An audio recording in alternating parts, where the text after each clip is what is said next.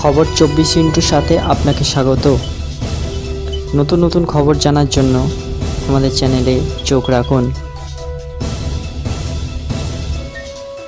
বাংলাকে বঞ্চনা করছে কেন্দ্রীয় সরকার, এই অভিযোগ বারবার তুলেছেন মুখ্যমন্ত্রী থেকে ডায়মন্ড হারবারের সাংসদ অভিষেক বন্দ্যোপাধ্যায়। এবার সমগ্র শিক্ষা অভিযান প্রকল্পে বাংলার জন্য বরাদ্দ অর্থের অঙ্ক কমানো এবং প্রধানমন্ত্রী ফসল বীমা যোজনা প্রকল্পে তো বাংলার ক্ষেত্রে বঞ্চনার অভিযোগ কেন্দ্রের বিরুদ্ধে তুললেন সাংসদ অভিষেক বন্দ্যোপাধ্যায়।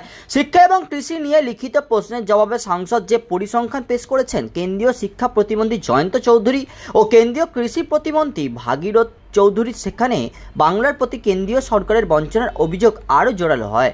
তৃণমূল কংগ্রেস সাংসদ অভিষেক বন্দ্যোপাধ্যায়ের প্রশ্ন ছিল, প্রধানমন্ত্রী ফসল বীমা যোজনার শুরু থেকে চলতি অর্থবর্ষ পর্যন্ত রাজ্যভিত্তিক কৃষক অন্তর্ভুক্তির সংখ্যা কত?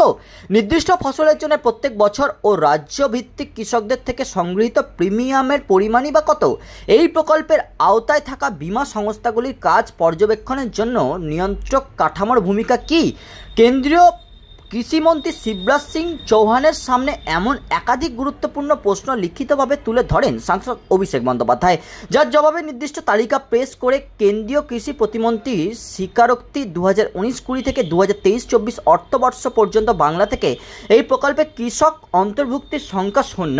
কৃষকদের দাবি নিষ্পত্তির ক্ষেত্রে 2019-20 থেকে 2023-24 অর্থবর্ষ পর্যন্ত বাংলার ক্ষেত্রে এই প্রকল্পের উল্লেখযোগ্য কিছুই নেই। আবার কেন্দ্রীয় সরকারের পেশ করা সমগ্র শিক্ষা অভিযান নিয়ে পরিসংখ্যানও কেন্দ্রীয় বঞ্চনার প্রমাণ মিলেছে বাংলার ক্ষেত্রে। এই প্রকল্পে 2023-24 অর্থবর্ষে বাংলার জন্য বরাদ্দ হয়েছে 1767.48 কোটি টাকা। তার আগের অর্থবর্ষে বাংলার জন্য বরাদ্দ হয়েছিল 1773.38 কোটি টাকা। অভিষেক বন্দ্যোপাধ্যায়ের প্রশ্নের উত্তরে এই তথ্যই দিয়েছেন কেন্দ্রীয় শিক্ষা প্রতিমন্ত্রী।